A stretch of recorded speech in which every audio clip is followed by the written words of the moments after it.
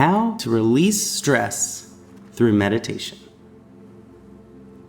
The secret to living a happier, more peaceful life by Todd Perelmuter.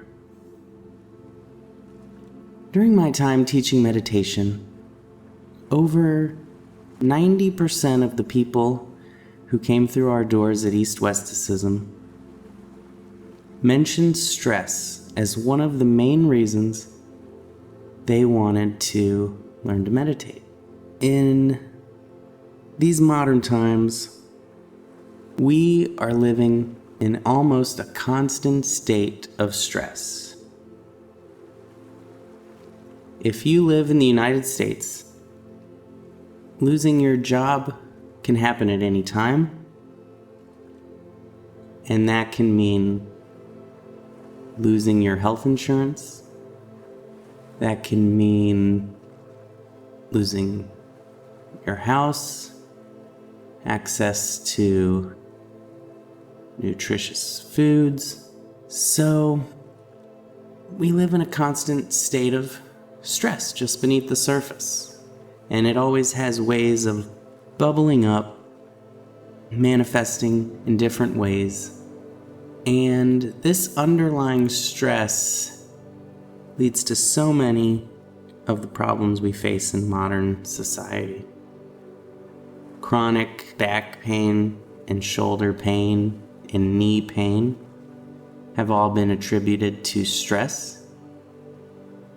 Those creaks in your neck you get in the middle of the night, not to mention high blood pressure, heart disease, heart attacks, ulcers, sleeplessness, inflammation-related diseases, as well as a diminished immune system to fight off a whole range of viruses, bacteria, and diseases.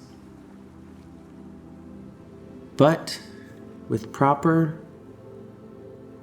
ways of dealing with stress, we can not only eliminate all those factors that cause stress, we can become happier, more peaceful, less stressed,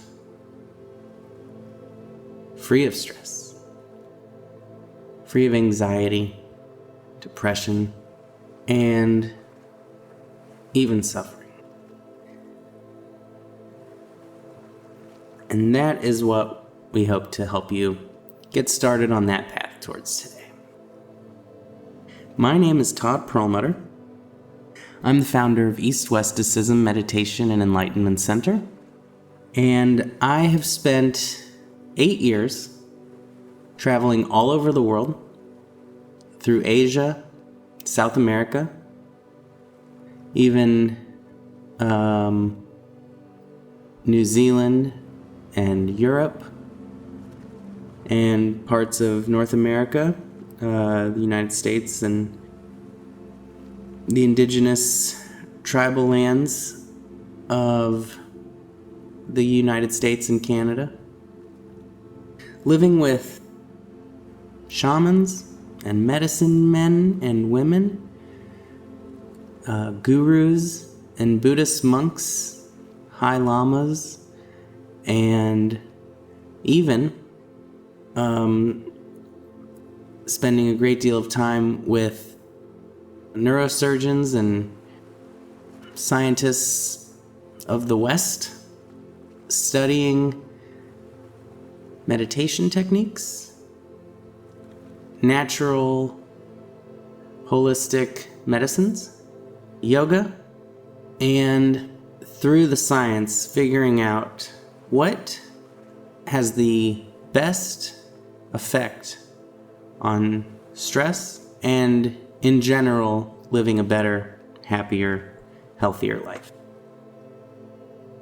So let's begin by talking a little bit about stress. What is it? Why do we get it? Wrong ways to deal with it, and right ways. So let's examine first what is stress. If you look at it from a scientific point of view, we'd say, well, the blood vessels contract, the eyes dilate, the heart rate is elevated, muscles contract, facial muscles get tense, we tend to shrink in size as our whole body constricts, our hands may clench in fists. What's literally happening is our body is going into fight or flight mode. We are increasing our adrenaline in the body, and all of our blood is going to our body as it needs to get ready to either run or fight. This, for very obvious reasons, was an evolutionary advantage tens of thousands of years ago when we lived in the forest, when we needed to know, don't approach that tiger, don't get too close to the edge of the cliff, and be ready to run, be ready to get away. Don't get too close to their teeth. Now, on a psychological perspective, what is stress? In that sense, stress is typically a loop of thinking we're unable to break free from. We are constantly having a conversation in our head that's going something like this. God, I can't believe that guy said that. Can you believe he said that? I can't believe he said that. How dare he say that? Does he know who I am? Does he know what I did? He doesn't know anything, and we go into these theaters of the mind, and we almost relive a unpleasant experience compulsively over and over and over and over and over and over again. If we really look at it, we weren't hurt. Our feelings were hurt. And what that really means is that our ego was hurt. Our sense of self has a feeling of being diminished. And so, that ego, which we can call the thinking mind or the sense of self, then goes into overdrive to feel not diminished. So it creates a feedback loop of, I wasn't diminished, I'm great, they're bad. But in reality, the feelings are yours, they're in your possession, and no one else has access to them. No one else can hurt your feelings. You let someone hurt your feelings. And I'm not saying that we shouldn't feel emotions or that things can't be unpleasant to us. But the idea behind meditation and releasing stress through meditation is to recognize that I don't have to cause further pain and suffering after an incident has occurred. I don't have to relive it over and over again. I don't have to worry. I don't have to create the stress in my life. And if there is a stressful incident, that I can accept it and move on without creating resistance and aversion to it. All stress stems from ruminating about something from the past, worrying about some imagined future. The best way to release stress is to be present, as there is no other time but the here and now. We suffer when we live in the past or worry about the future. In the present moment, being fully alert and fully present, there is no stress. There is no problems. Yes, You may hear unpleasant sounds. Those will pass. You may, see something unpleasant. That'll pass. When we overthink about something, whether it's a worry in the future or a memory from the past, we create suffering. We create a story in our mind that is not real, that is not happening right now. You don't have to say everything's perfect, because that's another story. All you have to do is find the peace in the present moment. And that's what meditation allows us to do. We all know what causes stress. Worries about the future, hurt ego and pride from the past. And so, how do most people deal with stress? Well, there's a lot of ways people deal with stress. Some good, some bad, and one way that is actually effective at releasing stress. The name of the book is called How to Release Stress because a lot of different things can reduce stress. A lot of things can distract us from our stress. But I want to focus on how we can release it. How can we let go of our stress? So, let's first start with the good ways to reduce stress. Let's start with the good ways people use to deal with stress. These can be working out, seeing a good movie, talking to a friend, playing some relaxing music, doing yoga, being with family, going dancing, singing. These are all wonderful things to do that we should fill our lives with, whether we're stressed or not. Hopefully when we're not also. But these are all incredibly effective at making us feel better, distracting us from our stresses, and in general, they're all phenomenal activities to increase our happiness and our health. Now let's talk about some bad ways to deal with stress. Bad ways would be to drink alcohol or do drugs. As we all know, those will mask the stress and temporarily help us escape from the stress, but it will still be there when we're sober again, and we will be less healthy, which ultimately makes us less happy. Many people think that screaming into a pillow or in an empty room or in a forest, getting that rage out is very effective at reducing stress. We're all told, go punch the punching bag, go hit a pillow, go to the shooting range, just scream till your heart's content. Well, new science has shown that what this activity actually does is it strengthens the neural pathways of this behavior.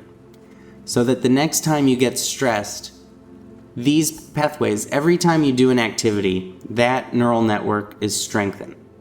And so what that means is, the way the human mind works is it is a energy efficient machine. So when you brush your teeth once, you have to really think about, what am I doing? How am I doing this? And then by the 1,000th time you do it, it's second nature. You don't even have to think about it. That is because the neural networks have been so strengthened that you can do something subconsciously, unconsciously. So the more you hit a pillow or hit anything to deal with stress, you are strengthening that response to stress. And you might be more likely to scream at someone when you lose your temper, or when you're feeling stressed. You might be more likely to hit someone when you're feeling stressed. And most importantly, you are not letting it go. You are acting it out. You are giving it reality. You are expressing anger and frustration at the maximum level. And your body feels that. Your body goes through a very strong stress response. And when your body is stressed, it cannot heal. It makes it harder to relax. And so it's very, has the opposite effect we want it to have.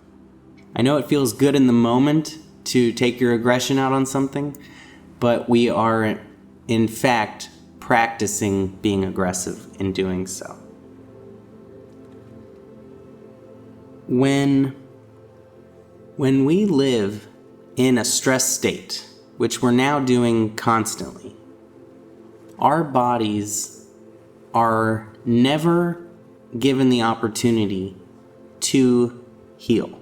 This fight or flight response that we have evolved to possessing was meant to happen rarely. And then after it happened, the body was able to relax and recover, because your body's flooded with very toxic chemicals that inflame the body as it's getting ready to be very physically active, and it needs a recovery time. And without this recovery time is why we're seeing so much chronic conditions in our society, more than we've ever seen. I mean, we've got, the greatest medical marvels in human history, yet we have more chronic conditions than at any time in human history. And that shows that it's not, people who are unhealthy. It's really our society that is causing this unhealthy lifestyle. And so it's our job to not only manage our stress, not only reduce our stress, not only deal with it in some way, which is vital to preventing psychosis, but very important to release that stress. And there is only one proven technique releases our stress, and that is meditation. When we meditate, what we're doing is we're becoming present. Our mind may want to think about some insult or slight or offense that it had been feeling, but what we do is we bring our attention to our breath or our body. We relax every muscle. We practice slow, calm breathing. And we allow our mind to settle down and enter a state where it's almost like a waking sleepfulness. We're between sleep and consciousness. We're fully alert, but we're tapping into our subconscious as we allow it to go deeper into peace and calm. And when this happens, the stress in your body is able to release, to let go of the painful memories, worry, and stress of some imagined future, and just let go. of all suffering. And we have this ability with every breath, an opportunity to become present and to let go of whatever stresses we're holding on to. In meditation, we practice experiencing the present moment with no judgment, no opinions. We just allow it to be. We accept. We're practicing acceptance and letting go. Even if we're in pain,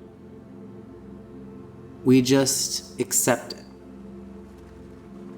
We don't resist it. Everything in the universe is temporary. Everything is changing constantly. And all suffering, stress, mental anguish is caused by craving for something pleasurable or a resistance and aversion to something unpleasurable. By understanding intellectually that everything is impermanent, and by practicing to observe this nature of reality in meditation, we are becoming more able to habitually let go of any attachment, whether it's to pride or some kind of situation that we deem pleasurable, to our youth, to our financial situation.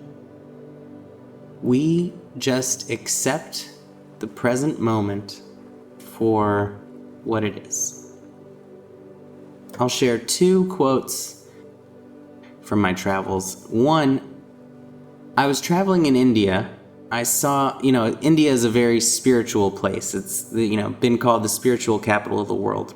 And I saw a young man wearing a t-shirt that said, "Pain is mandatory, suffering is optional." And I just thought that was so profound, because it really encapsulates that pain is not the same thing as suffering. We'll all experience pain, we'll all age, we'll all get hurt, we'll all become ill at some point.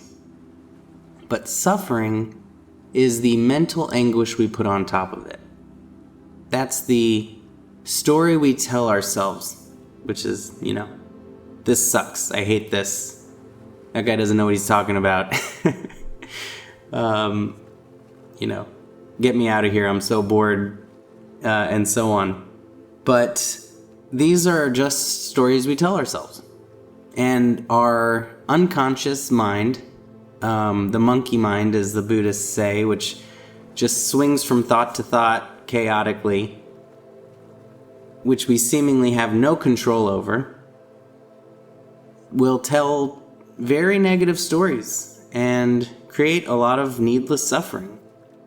The truth of the matter is, we don't need it to do that. We don't need to generate needless suffering. That's why it's needless. We can tame the mind. We can control the mind. We can have it create nothing but bliss and joy and peace.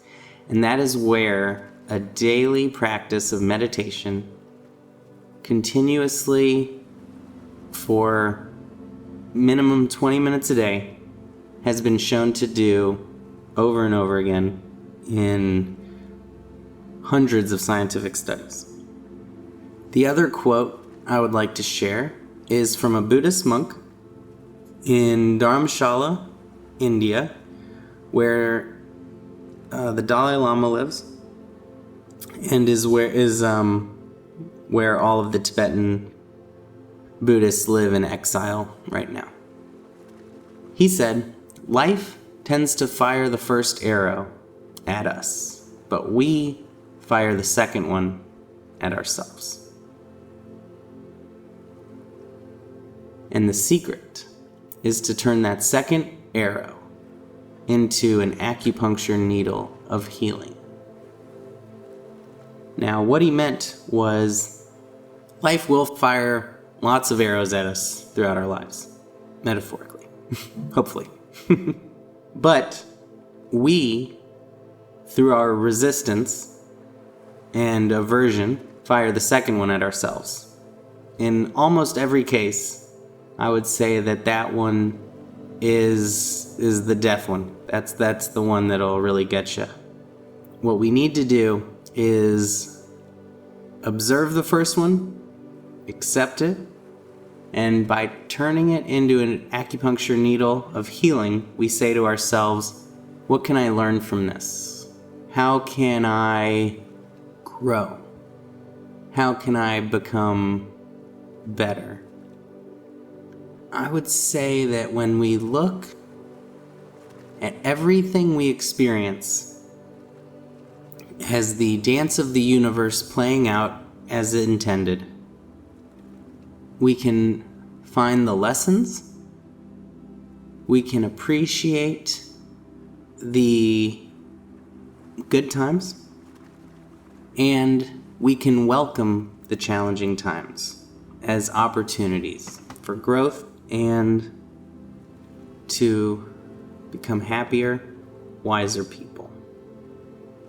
During my travels and in my courses, I've met many spiritual seekers who had taken this path because of trauma, because of loss, illness, and they used it to learn something new about themselves. This one gentleman I met at a monastery in Dharamshala, wonderful man, about 55 years old, fascinating fellow. He had come to India to learn meditation and yoga. And most people on this path that you'll see in India are in their 20s and 30s. And so I talked to this fellow about why he came out to India, and he told me he would have thought doing this was insane just a few years ago. He was a baseball player in his younger days. He had a great job, great family, but a few years before he came, he was on his motorcycle. He and his wife used to love motorcycles. And he was driving with her on the back, and they were at a red light, and a truck came up behind him and slammed into their bike. She did not make it. And his body was destroyed. He almost didn't make it. He was told he wouldn't walk again. You know, his life felt like it was over. He was in a coma for months. And when he came out and found out what had happened and heard that he would most likely never walk again, you know, he wanted to call it quits. But a friend of his who taught yoga reached out to him. And she told him that she thought yoga could help bring his body back. And so he slammed the door on her face. Over and over again. But she kept trying to get to him. And finally, after I think he was tired of being alone in his house and hopeless, he picked up the phone when she called. She helped him be able to walk again without pain. Over time, he saw his whole body start to get better. So he quit his job and decided to travel to India and go down the spiritual path. And he spent time at ashrams learning meditation, as well as monasteries, which is where I met him. And he said something that I wouldn't have been able to believe if I hadn't been on a similar journey myself. He said, "My wife dying was the greatest thing that ever happened to me."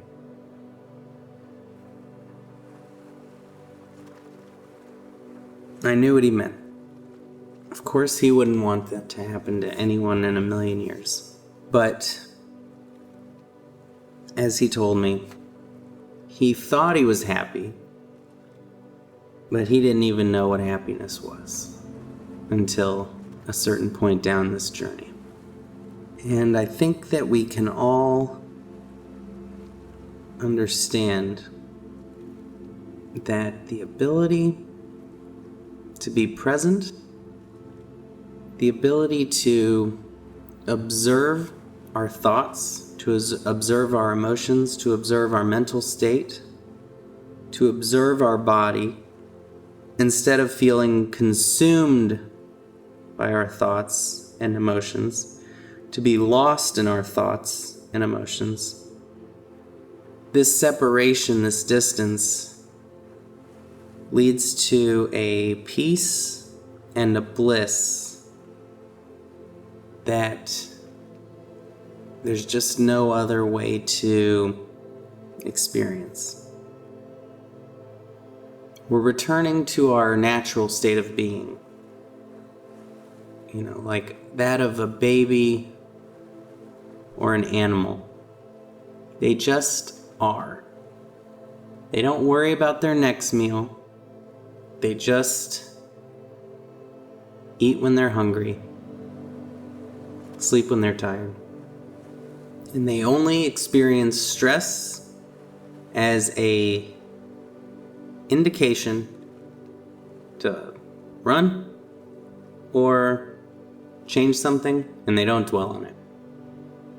And that is what we want to do in our meditation. So, now that we've talked a little bit about stress and how harmful it is to our mental well-being and our physical health, let's take 10 minutes to just completely get rid of it. Let's release it.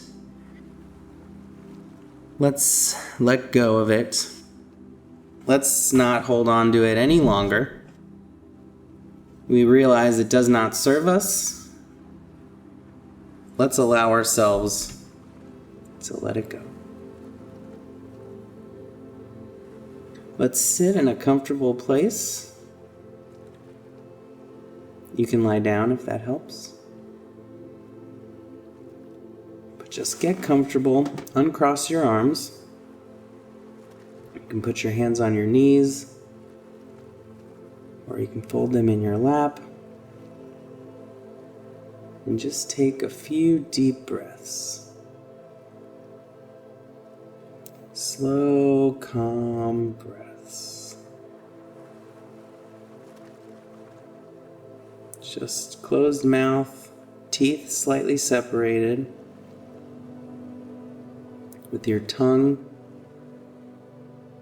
where the back of your top teeth meet the roof of your mouth, in the front there. Relax all the muscles in your face.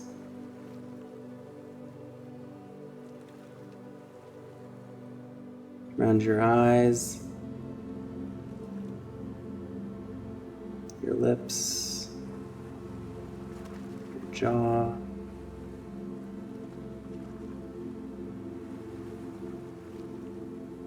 Let your shoulders relax and drop down a little.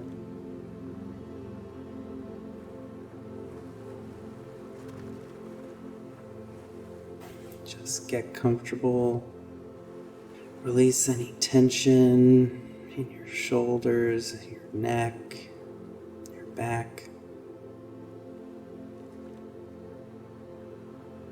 And just breathe in some of that healing oxygen as you focus on your neck and your shoulders.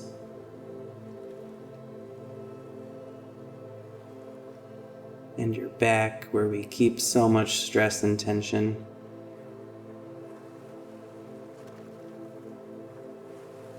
Visualize that you're breathing out the stress with each breath, like a black smoke.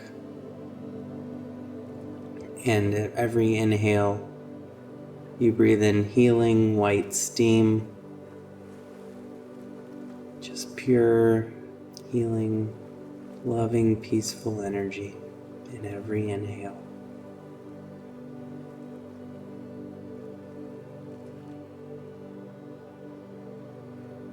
Release your back, any tension and stress, just let it go.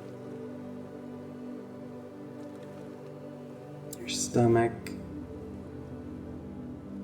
your arms and your hands, just relax. Breathe in healing, steamy energy.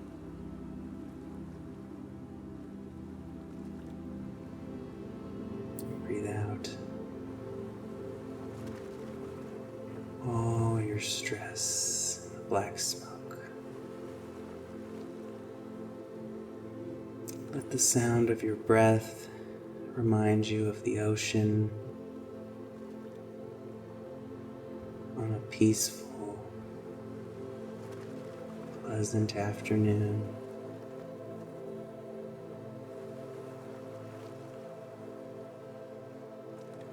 Watching a beautiful sunset.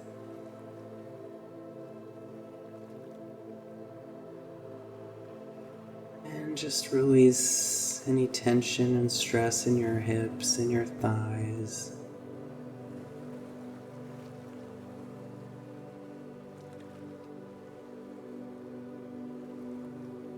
Relax your knees and bring that healing energy to your knees,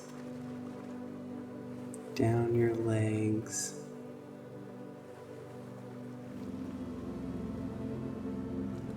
your calves and your ankles are fully relaxed, your toes,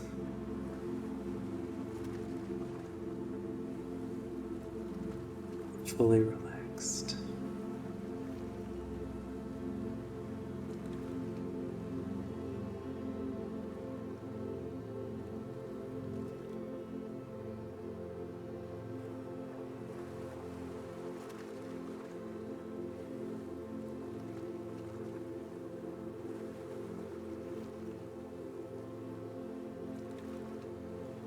Now your body is loose and relaxed. Healing oxygen, relax every part of your body.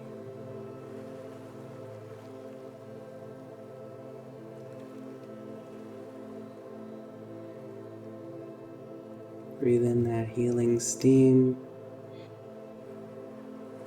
and breathe out that black smoke.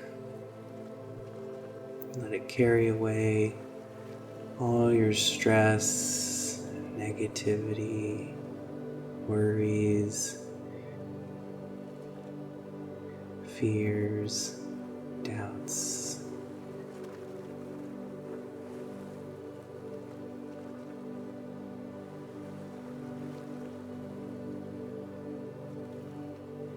Angers and hatreds. Breathe in love, peace and positivity, gratitude for this moment.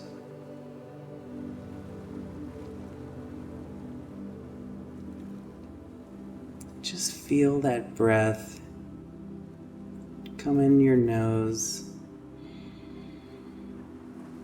Feel it go down the back of your throat, that cool breath. Feel it expand your lungs and your belly. Feel it come out. Your stomach contracts. Just feel the sensations. Hear that oceanic quality.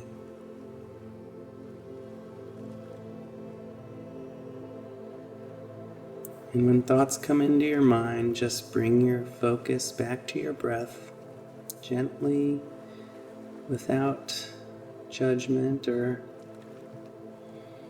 effort. Just gently bring your focus back to your breath.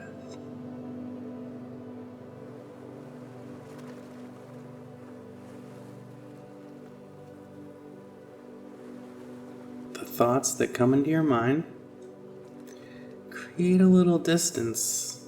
Just watch them.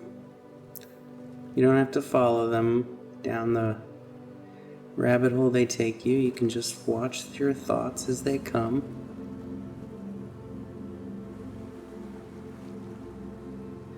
Try to visualize them like words coming across your mind's eye about 5 or 6 feet in front of you.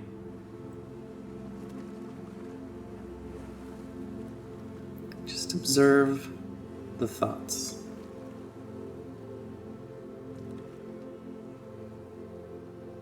No judgment.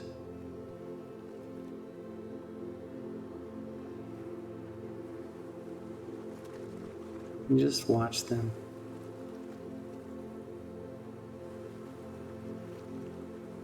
Almost as if they're happening to someone else.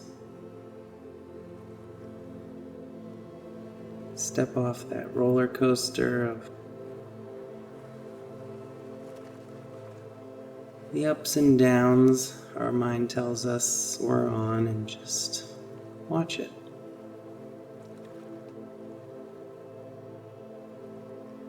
Take a few more deep, calm, slow breaths.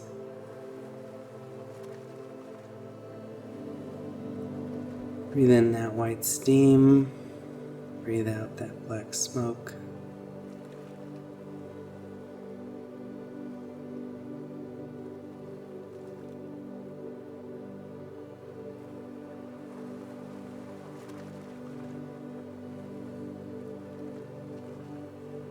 Just feel your body taking in that healing energy and breathing out any tension and negative feelings. Now, as slowly as you can, open your eyes very slowly.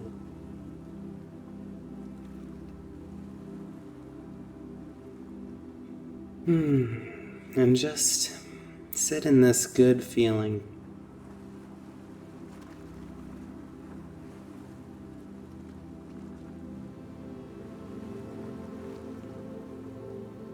Just for a moment. And carry it with you as you go about the rest of your day.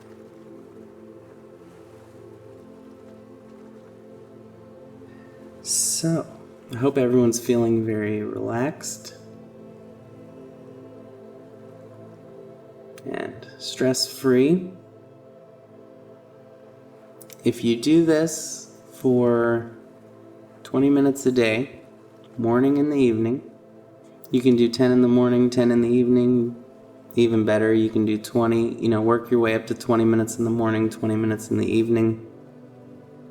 This observing your thoughts and observing the here and now without thinking about the here and now, this can become your natural way of being.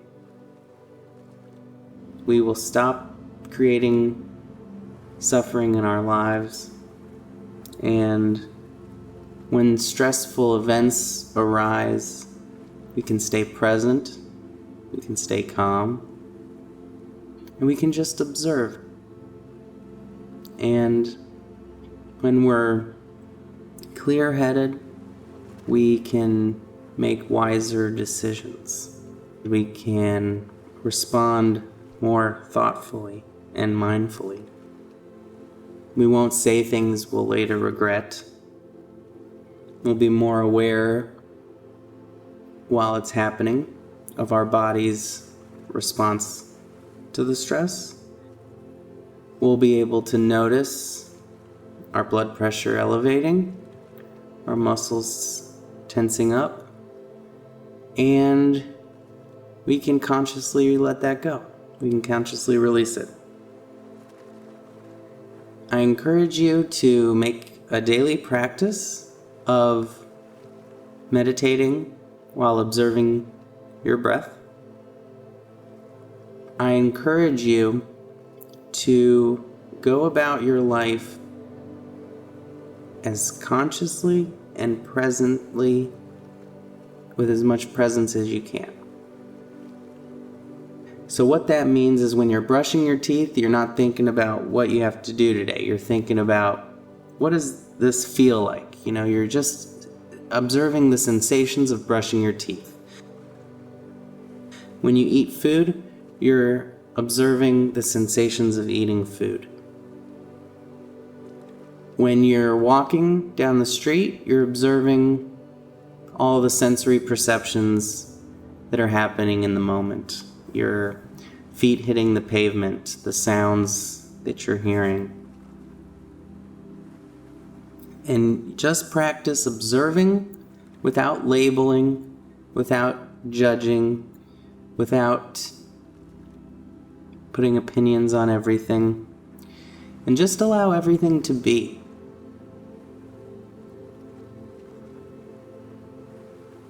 And you'll be tapping into a much greater understanding of the world around you. Instead of putting a thought or a word on an experience, you can understand the infinite complexities of a situation all at once. This allows for a much greater wisdom and awareness of your whole life. So for many people, it's helpful to you can put a little post-it note somewhere you look regularly. You can put on your bathroom mirror a note that says, breathe, or be here now. For some people, a statue of the Buddha. You put little statues around the house. So you just little reminders to be present. Take a moment to just reconnect with your breath and your body. These are very powerful tools. They can really, over time, kind of undo that habitual thinking, unconscious thinking that we do 24/7. It can allow for a higher consciousness to arise within us. Thank you so much for listening. If you would like to learn more about meditation and how it can help with stress, please reach out at eastwesticism.org, and we look forward to hearing from you.